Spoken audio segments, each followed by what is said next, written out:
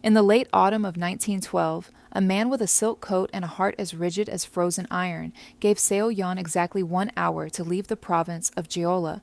Master Minho, the head of the ruling silk guild, stood in the center of her small workshop, his leather shoes stepping deliberately on the scattered, vibrant threads that had taken her 3 months to dye.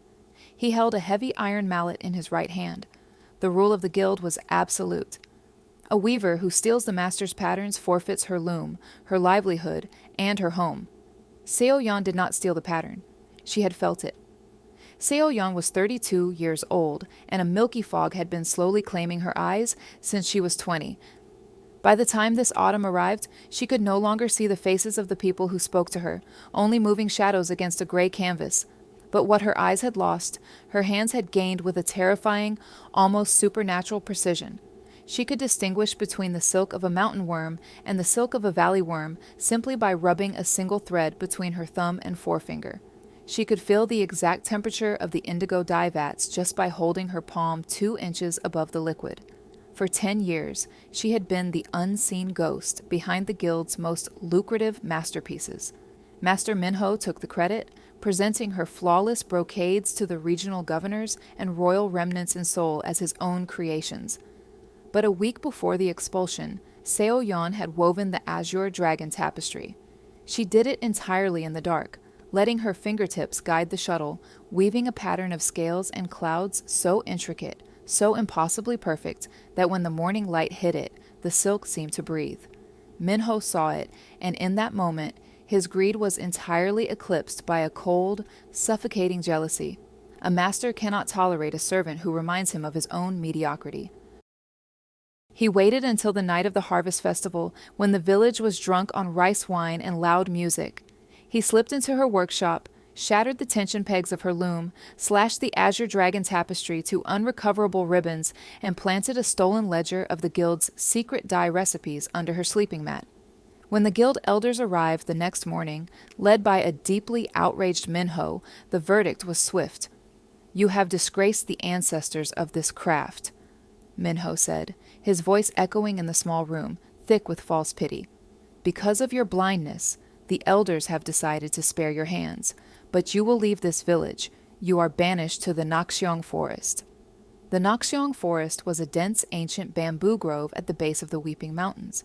It was a place where sunlight rarely pierced the thick canopy of giant bamboo stalks, a place the villagers called haunted.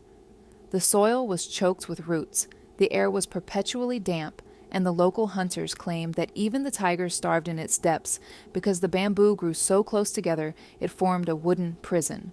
Sending a blind woman to Nakxiong in late November was not an exile. It was a death sentence, delivered with a polite bow. Seo Yon did not scream.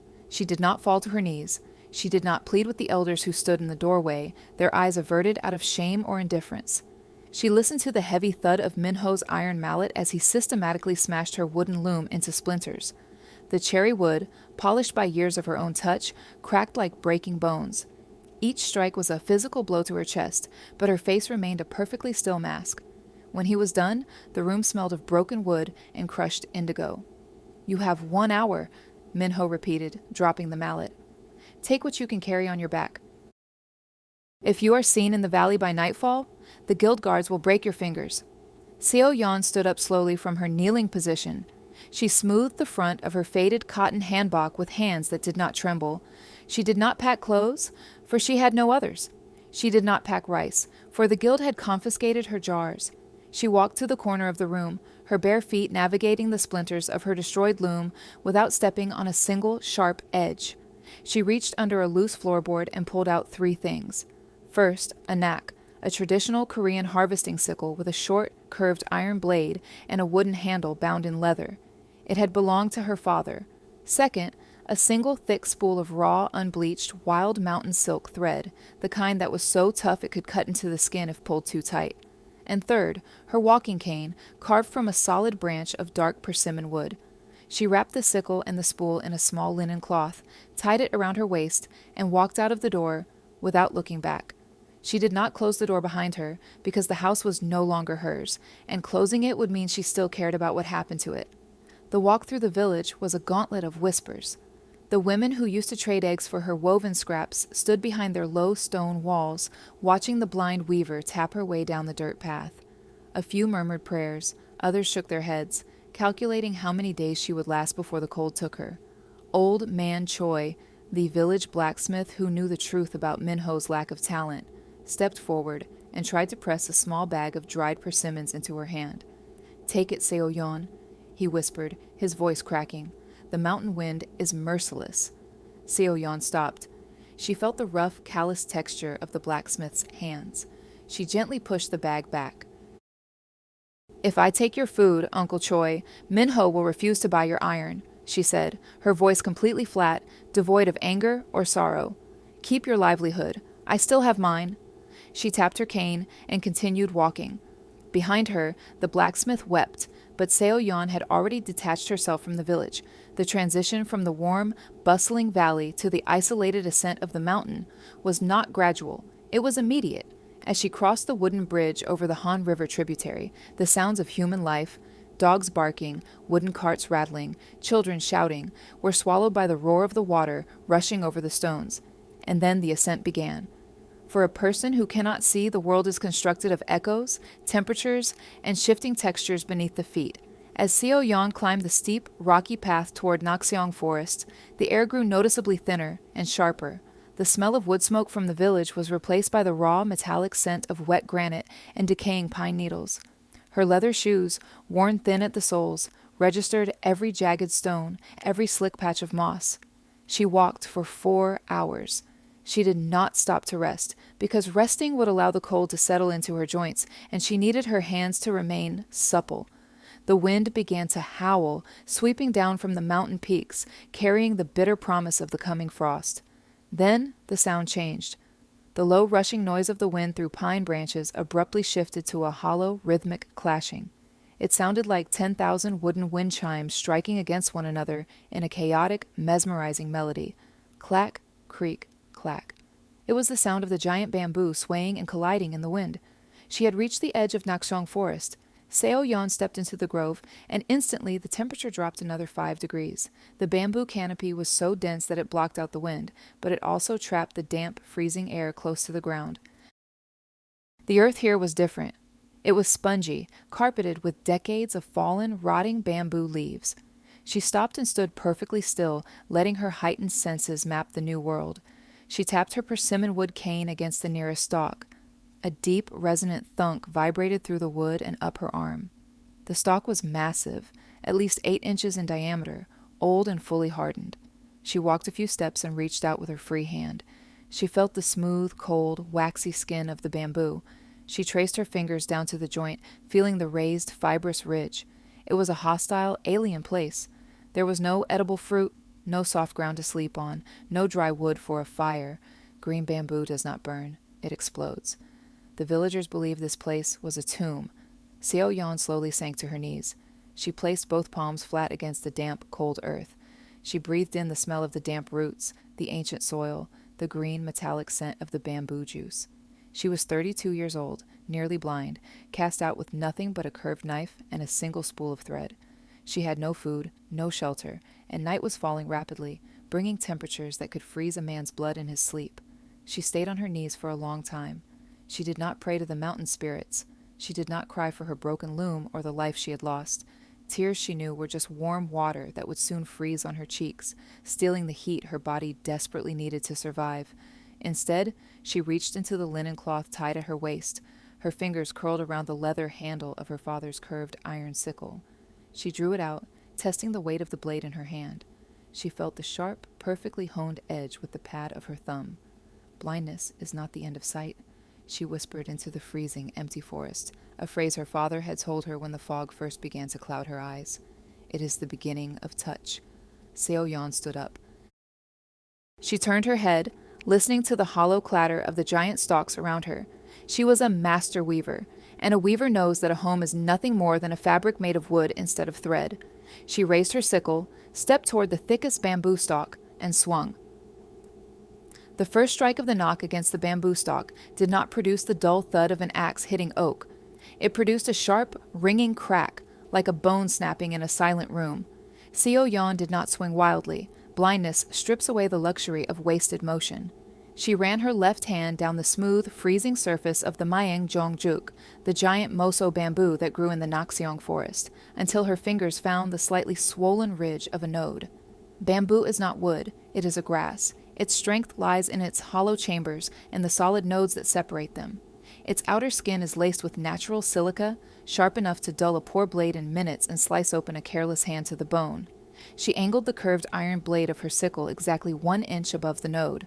She pulled the blade toward her, scoring the tough green skin. She repeated this motion, moving her body in a slow, methodical circle around the massive stalk, carving a perfect, continuous groove. Only when the silica shield was breached did she apply force. She struck the groove with the back of the heavy iron blade. The tension of the giant stalk, pushed by the high mountain wind above the canopy, did the rest of the work. With a sound like a tearing sail, the massive bamboo splintered exactly along her scored line and crashed to the forest floor.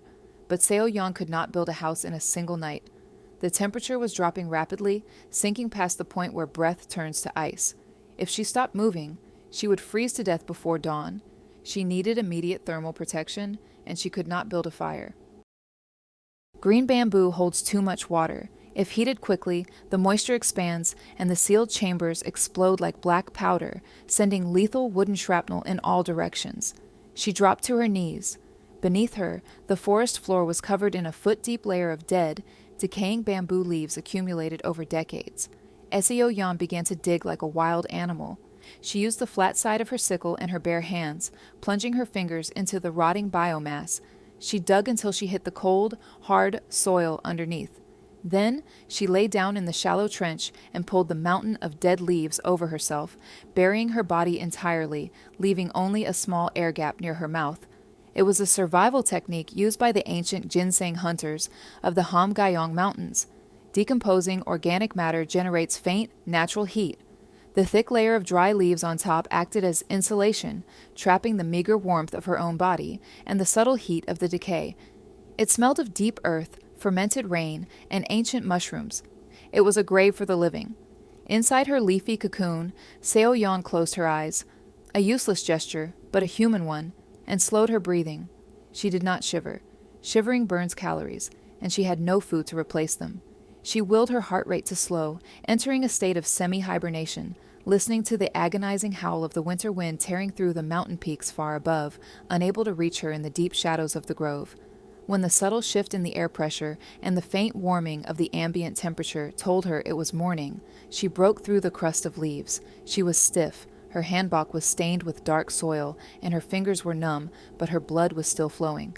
She stood up, gripped her cane, and began to work. Over the next 14 days, the Nakshong forest bore witness to a silent, blind symphony of labor. Seo Yon did not clear a patch of earth to build her shelter. Digging a foundation in root-choked soil without a shovel was impossible. Instead, she used the forest itself. Walking through the grove with her cane, she found a cluster of 4 living, massive bamboo stalks that formed a nearly perfect rectangle, roughly 6 feet wide and 8 feet long. These would be her living pillars. They were deeply rooted, capable of withstanding typhoon winds, and completely immune to the rot of the damp forest floor. She began to harvest crossbeams. The auditory rhythm of her work became a hypnotic cycle. The sh-sh of the sickle scoring the skin, the sharp crack of the impact, the heavy whoosh of the falling stalk. To connect the crossbeams to the living pillars, she could not use nails. She had none. Instead, she used the oldest architectural joints known to the peninsula, measuring everything with her own body. A J, about 1 foot, was the distance from her elbow to her wrist. A chi, an inch, was the width of her thumb. She carved precise mortise holes directly through the living pillars using the pointed tip of her sickle. She carved the ends of her cut crossbeams into interlocking tenons. When she drove the tenons into the holes, the fit was so perfect, so mathematically exact, that they required no adhesive. But Seo Yan did not stop there. To ensure the structure could bear her weight, she needed bindings. She took a freshly felled, green bamboo stalk and split it down the middle. To split bamboo perfectly, one only needs to start the cut at the top. She wedged her iron blade into the rim and twisted. The tension released with a long, satisfying zeep as the stalk split perfectly in half all the way to the base. She then peeled the outermost green skin, no thicker than a piece of paper, into long, flexible ribbons. She used these green ribbons to lash the joints of her raised floor frame. It was a masterstroke of traditional engineering. As the green bamboo skin dries over the coming weeks, it shrinks. As it shrinks, it tightens with a crushing force, binding the joints harder than iron wires. For the floorboards, she took thick stalks, split them open, and chopped out the inner nodes.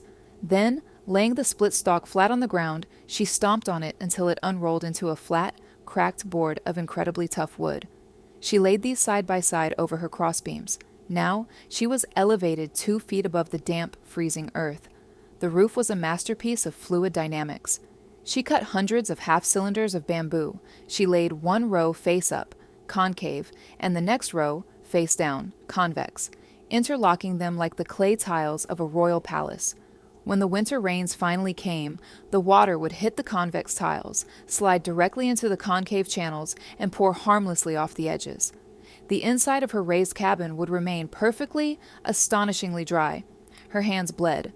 The silica in the bamboo sliced hundreds of microscopic paper cuts into her palms and the pads of her fingers.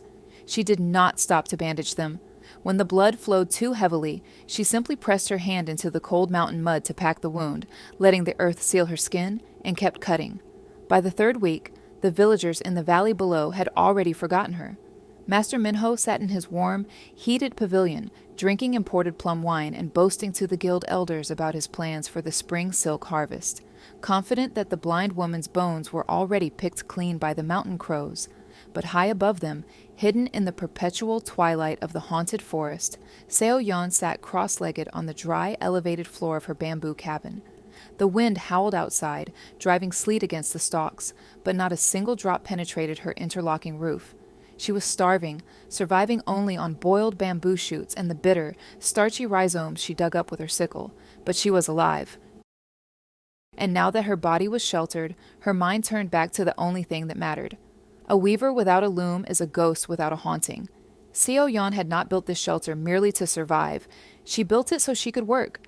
She began to construct a loom. She had no cherry wood, no polished iron gears, no fine tension pegs. She had only bamboo, her curved knife, and her devastatingly precise hands. Building a traditional Korean backstrap loom entirely out of bamboo requires a level of spatial geometry that most sighted carpenters could never achieve. Seo Yon did it in pitch darkness. She carved the warp beam from a solid, heavy segment of the bamboo's base. She spent 3 days carving the beidi, the reed that separates the warp threads and beats the weft into place. The reed is the heart of the loom. If the teeth are uneven by even a fraction of a millimeter, the silk will snag, and the pattern will be ruined. Seo Yon split a piece of seasoned bamboo into 80 hair-thin splinters. She sat in the center of her cabin, the only sound the scraping of her iron blade against the wood. She ran her bleeding, calloused thumbs over every single splinter, feeling for microscopic imperfections, sanding them down with rough stones she had carried from the riverbed. She bound the 80 teeth of the reed together, using the single spool of wild mountain silk she had brought from the valley. Her fingers moved with blinding speed, tying microscopic knots, spacing the teeth with mathematical perfection, using only the sensitivity of her skin. When the loom's skeleton was finished, she suspended it from the crossbeams of her ceiling. She sat on the floor, strapped the back tension belt around her waist, and pulled. The bamboo frame groaned slightly, then locked into place. The tension was perfect.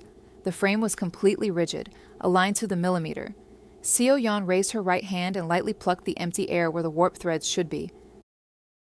The mechanical perfection of her creation vibrated through her bones. A faint, almost imperceptible smile touched the corners of her cracked lips, for the very first time since her exile. She had a home. She had a loom, but a loom cannot weave air. To exact her silent revenge on the man who had stolen her life's work, she needed thread. She needed silk. And she needed dye. The Nakshong forest offered nothing but green wood and shadows. To the sighted eye, it was a barren prison. But Seo Yon did not use her eyes. The next morning, she stepped out of her cabin, her cane tapping against the damp earth. She was going to find what the forest was hiding. She walked deeper into the thicket, moving toward the darkest, oldest part of the grove, where the bamboo stalks were as thick as a man's torso, and the canopy was so dense that not a single ray of sunlight had touched the ground in a century. She was looking for the oldest stalk in the forest to carve her final shuttle. She tapped her cane, listening to the resonance of the wood. Thunk, thunk, thunk. Then, her cane struck a stalk that did not sound like the others. Instead of a deep, solid wooden vibration, the cane produced a dull, muffled thwack. Seo Yan stopped. Her breath plumed in the freezing air. She stepped forward, dropping her cane, and placed both hands on the massive, freezing surface of the ancient bamboo. She traced her fingers down the joint. The stalk was hollow, as all bamboo is, but the sound meant the chamber inside was not filled with air. Something was stuffed inside the living wood. She reached for the sickle at her belt. Seo Yan did not swing her sickle blindly at the ancient, hollow-sounding bamboo. A careless strike would destroy whatever was hidden inside the internode chamber. She knelt at the base of the massive stalk, feeling the cold, hardened surface that had withstood a century of mountain winters.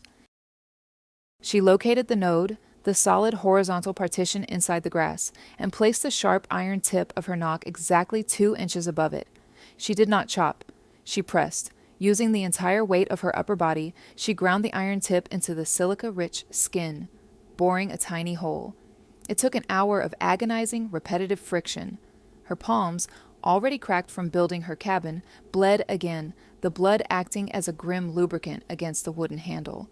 When the iron finally punched through into the hollow chamber, a rush of stale, trapped air exhaled against her cheek. It smelled of dry dust, aged wax, and old secrets. She carved downward, expanding the hole until it was wide enough for her hand. She reached inside. The interior walls of the bamboo were dry and smooth, but resting at the bottom of the chamber, just above the node, was a heavy cylindrical object. She pulled it out. It was wrapped in layers of oiled pigskin, tightly bound with a braided leather cord. The leather was stiff, almost petrified by time, but the oil had protected the contents perfectly from the relentless dampness of the Naxiong forest. Seo Yan sat cross-legged on the dead leaves, untied the cord, and unrolled the stiff leather. Inside lay a heavy wooden spool. Wrapped around it was a scroll, but as Seo Yan's sensitive fingertips brushed against the surface, she stopped breathing. It was not a paper scroll. It was not written in ink. It was a continuous sheet of woven raw silk, heavy and stiff, completely covered in microscopic raised knots and varying thicknesses of thread. To a sighted person, it would look like a beautifully textured, monochromatic tapestry, but to a master weaver, it was a language. It was the Jumseon-do, the legendary master's codex of the Jola Silk Guild. 20 years ago, the old grandmaster had died suddenly. The codex, which contained the founding dye recipes, the exact mathematical tension ratios for the imperial patterns, and the secrets of the azure dragon weave, vanished with him. Minho, who was only an apprentice at the time, had claimed the Grandmaster's dying wish was for him to lead. Without the codex to prove him wrong or test his abilities, Minho took power. The guild spent 2 decades searching for the stolen scroll, never knowing that Minho himself had hidden it in the haunted forest, buried inside a living bamboo stalk where no one would ever dare to look, because he could not read the complex tactile weaving language it was written in. But Seo Yan could. She ran her index and middle fingers over the surface of the silk. Her brain, rewired by years of blindness, translated the topographical map of the threads into absolute knowledge.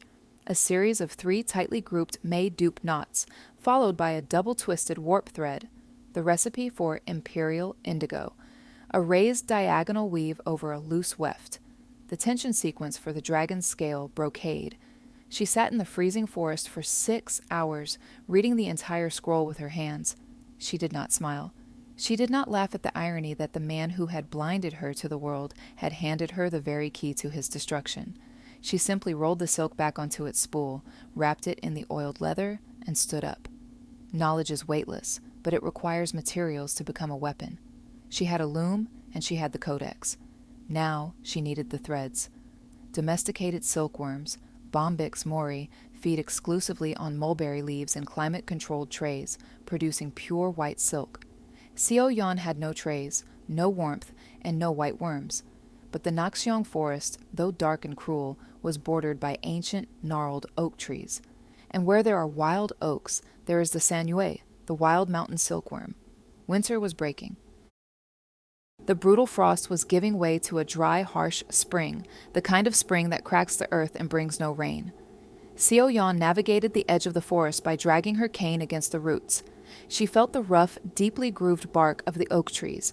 She reached up into the lower branches, her hands moving like blind spiders over the twigs and dead leaves. Wild silk cocoons are not soft and white. They are coarse, camouflaged, and hard as pebbles, wrapped in a tough green-brown shell. Finding them by touch in a massive forest is a task of maddening impossibility, but Seo Yan had the patience of a glacier. Over 3 weeks, she gathered 2,000 wild cocoons, dropping them into a woven bamboo basket tied to her waist. To reel silk from a cocoon, the saracen, the natural glue binding the single, mile-long thread, must be melted. In the valley, they used copper vats and boiling water. Seo Yan had only a large thick section of giant bamboo she had hollowed out to serve as a pot. She built a small, highly controlled, smokeless fire inside her cabin using dry bamboo roots, coating the floor with thick mud to prevent the structure from burning.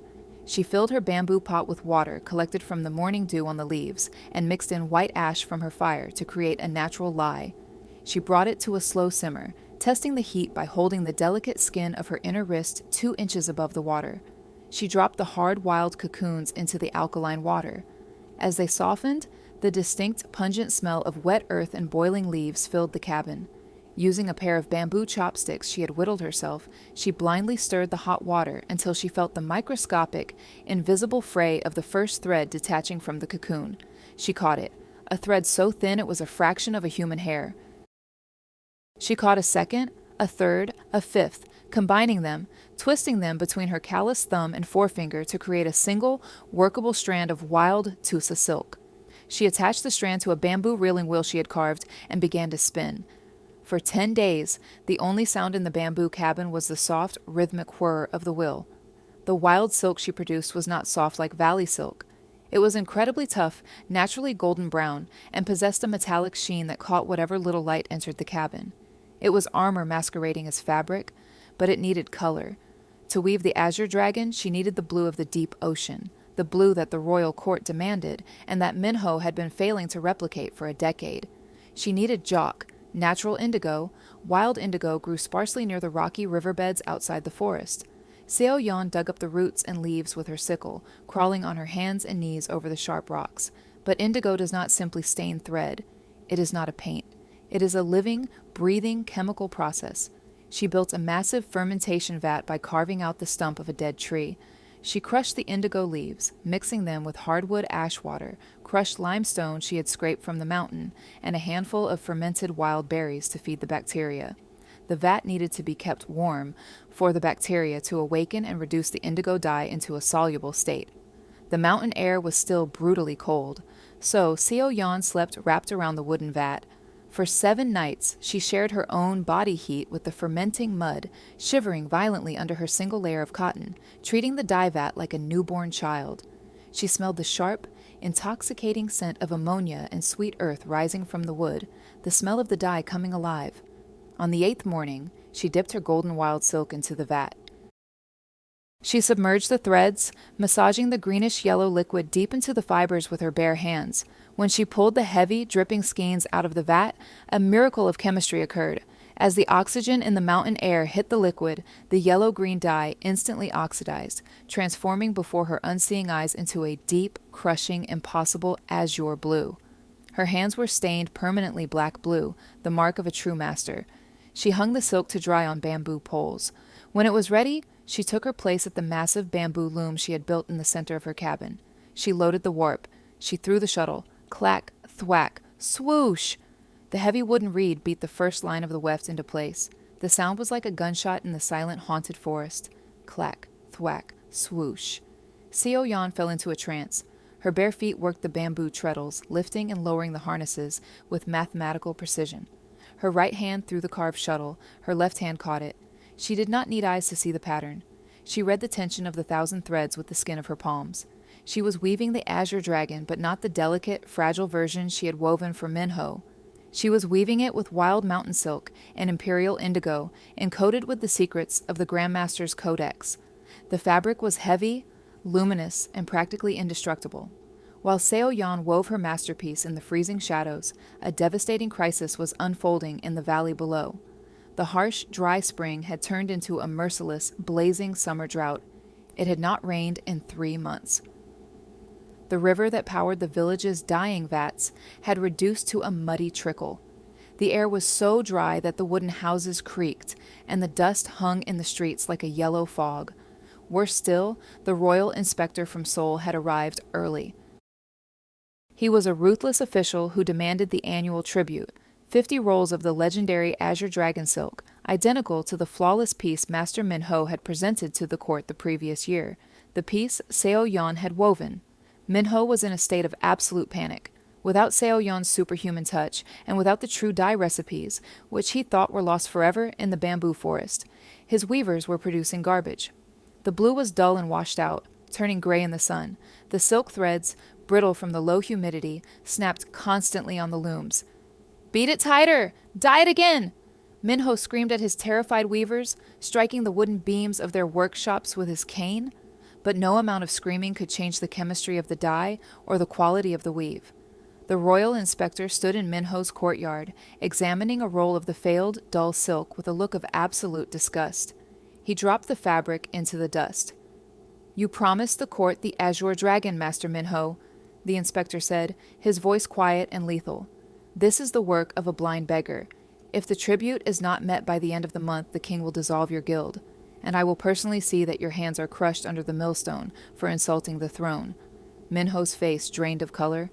His entire empire, built on the stolen genius of a woman he had cast out to die, was crumbling.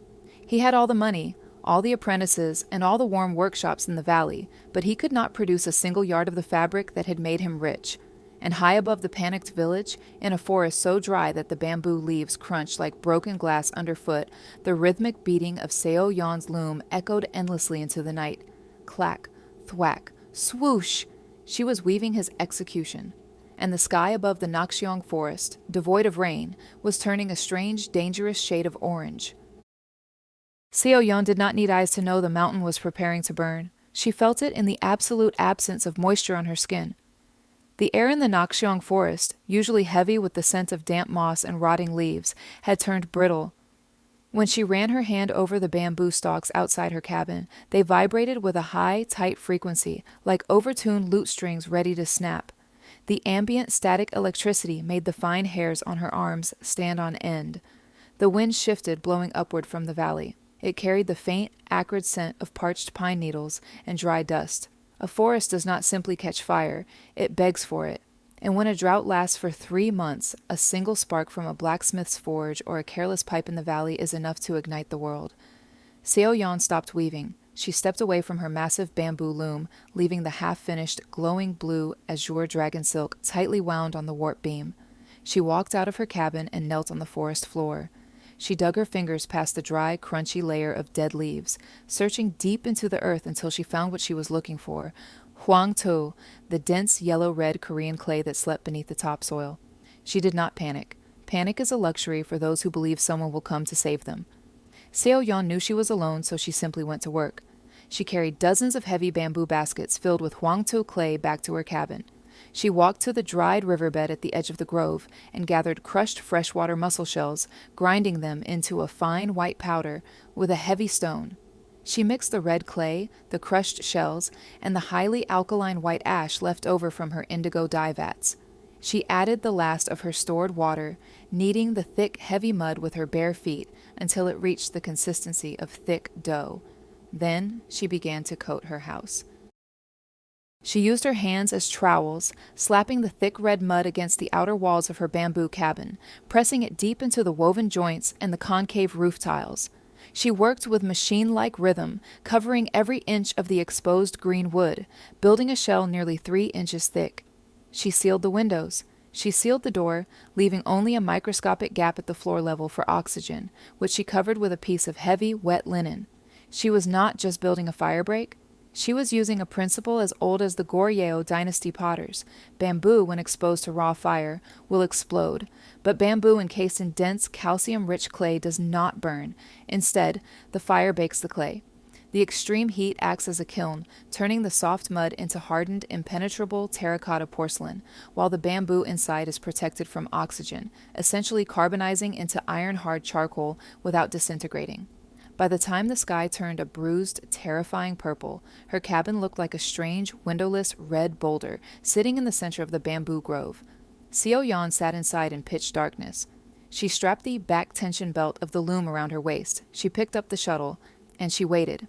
The fire started in the valley at noon the next day. It began in the dry storage sheds behind Master Minho's silk guild. The sheds were packed with thousands of pounds of dried mulberry wood, highly flammable chemical dyes he had bought to replace the lost indigo, and yards of rejected brittle silk. When the spark caught, the guild did not just burn. It detonated. The flames leapt from the storage sheds to the main workshops in seconds. The dry wooden beams of the grand pavilions, unaccustomed to such heat, shattered like glass. The royal inspector, who had arrived to collect the tribute, barely escaped the courtyard, watching in absolute horror as the entire economic heart of the province was vaporized in a storm of orange fire. Minho ran into the courtyard, screaming, his expensive silk robe singed, his face blackened with soot. He watched his empire, the stolen legacy he had built on a blind woman's genius, turn to white ash. He tried to run back inside to save his ledgers, but the roof collapsed, sending a geyser of sparks into the sky. Caught by the updraft, the sparks rode the dry wind straight up the side of the Weeping Mountains. When the fire hit the Nakxiong forest, it sounded like 1,000 roaring waterfalls. The giant bamboo stalks, dried to the core by the drought, ignited instantly. Because the bamboo was hollow and filled with trapped air, the stalks did not just burn. They exploded. Deafening booms echoed across the mountain as the 90-foot grass columns burst like cannon fire, sending showers of burning splinters into the dark canopy. Inside her sealed mud cabin, the temperature began to rise. Seo Yan felt the heat radiating from the walls. It was suffocating, oppressive, like being swallowed by a dragon. The air grew incredibly thin. She pressed her face against the wet linen at the floor gap, taking shallow, measured breaths. Outside, the fire raged at 2,000 degrees. The flames wrapped around her red clay cabin, licking the walls, seeking fuel, but there was no oxygen inside to feed them. The crushed shells in her mud mixture calcified. The red huangtou clay baked, turning darker and harder by the second. The structure did not melt. It hardened. The fire, in its mindless fury, was doing exactly what Seo Yan had calculated. It was firing the kiln. It was forging her armor. And in the center of the sweltering, pitch-black oven, with the sound of the world ending outside, Seo Yan's bare feet pushed the treadles of her bamboo loom. Clack, thwack, swoosh! She threw the shuttle. She beat the heavy wooden reed. She wove. She did not stop because stopping meant surrendering to the fear, and Seo Yan had left her fear in the valley 9 months ago. She wove the azure dragon in the dark, weaving the impenetrable mountain silk, binding the deep imperial indigo into a fabric that was born in the shadows and forged in the fire. The fire burned for 3 days and 3 nights. When it finally exhausted its fuel, the rains came, a torrential, hissing downpour that turned the mountain of white ash into a landscape of black sludge. 4 days after the fire, a ghost wandered up the mountain path. Master Minho had nothing left. The royal inspector had ordered his arrest for the destruction of the tribute and the failure of the guild. His apprentices had abandoned him. His wealth was ash. Driven by a hollow, gnawing madness, his clothes reduced to scorched rags, his hands blistered and shaking, he climbed toward the Nakxiong forest. He did not know why he was climbing. Perhaps he wanted to see the grave of the woman he had sent to die, to find some twisted solace in the fact that the fire had consumed her just as it had consumed him. He breached the edge of the forest. The giant bamboo grove was gone. In its place was a vast, smoking cemetery of charred black stumps jutting from the gray earth like rotten teeth. The air smelled of wet charcoal and defeat. Minho stumbled through the ashes, his breath rattling in his throat. Then he stopped. His knees gave way, and he fell heavily into the black soot. In the center of the wasteland, untouched by the devastation, stood a perfect, seamless structure. It was no longer a mud cabin. The fire had baked it into a smooth, hardened terracotta monolith, the color of dark, rich brick. It stood against the bleak landscape like a monument. As Minho stared in paralyzed disbelief, the heavy baked clay door slid open with a soft grinding sound. The sunlight, piercing through the smoke-cleared canopy for the first time in a century, hit the interior of the cabin. Seo Yan sat on the floor, perfectly upright. Her faded cotton hanbok was pristine. Her face was calm, her unseeing eyes staring straight ahead. and cascading from the wooden beam of her loom, spilling out the door and resting onto the black ashes of the destroyed forest, was a tapestry of silk.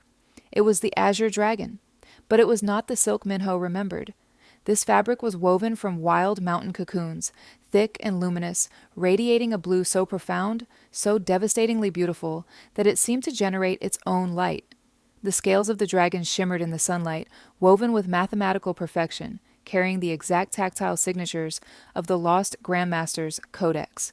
Minho crawled forward on his hands and knees. His blistered fingers reached out, trembling violently, stopping an inch above the glowing blue silk. He looked up at the blind woman. He realized, with a crushing, absolute finality, that he had never possessed any power at all. The power had always been in her hands. He had thrown her into a tomb, and she had turned it into a fortress. He had tried to erase her, and she had become immortal. Seo Yon, he choked out, his voice a pathetic, broken whisper. How? Seo Yon did not turn her head. She did not smile. She did not offer him pity, nor did she offer him anger. She simply raised her right hand, feeling the empty air, and pulled the wooden reed toward her chest. Clack. The sound echoed across the silent ashen mountain. She had finished her masterpiece, and she had nothing left to say to a man who no longer existed. What would you have done in Seo Yan's place? Would you have given the silk to the man who ruined your life just to save him, or would you have let the fire take everything he owned? Leave your opinion in the comments below. From 1 to 10, what rating do you give this story of ultimate survival and revenge? And tell us, what city or country are you watching from? We love knowing where our listeners are. If Seo Yan's unyielding spirit proved to you that true mastery can never be burned away, hit that like button, subscribe to the channel, and turn on the notification bell so you never miss another story like this.